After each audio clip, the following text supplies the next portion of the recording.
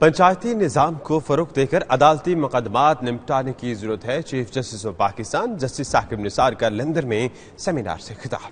Overseas Pakistani खानों की दुहाई, पाकिस्तान में अपने जायदाद का मसला चीफ जस्टिस के सामने उठा लिया। मजीद जानते हैं bureau chief UK Ghulam Hussain Awan की इस रिपोर्ट में।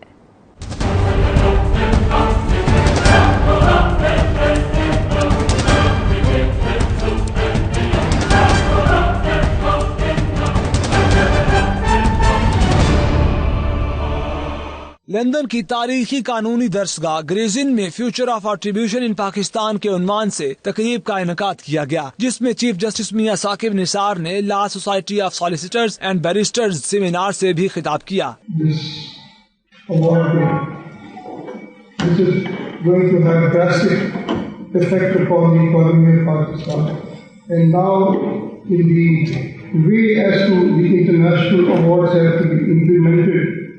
I am very upset that in case this is executed on the basis of the latest law, the international rules and practices, the Pakistan needs quite a lot on that.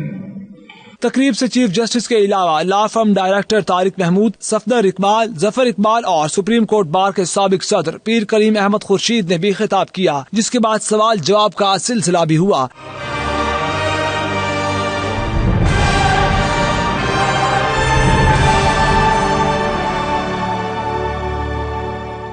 इस मौका पर लाहौर से ताल्लुक रखने वाली खातून रुखसाना रशीद भी दाद रसी के लिए तकरीब में पहुंच गयीं, जिसके सगे भाई ने विरासती जायदाद पर कब्जा कर रखा है। चीफ जस्टिस ने रुखसाना रशीद की दरख्वास्त पर सख्त नोटिस लिया। उन्होंने अपने स्टाफ को सालों से लटके मुकदमे को फौरी तौर पर हल करने के अहकामात दिए। सॉलिसिटर जुबैर अवान ने भी चीफ जस्टिस की तवज्जो नीलम जहलम प्रोजेक्ट की जारी मबजूल कराई, जिस पर उन्होंने नोटिस लेने की यकीन दहानी कराई।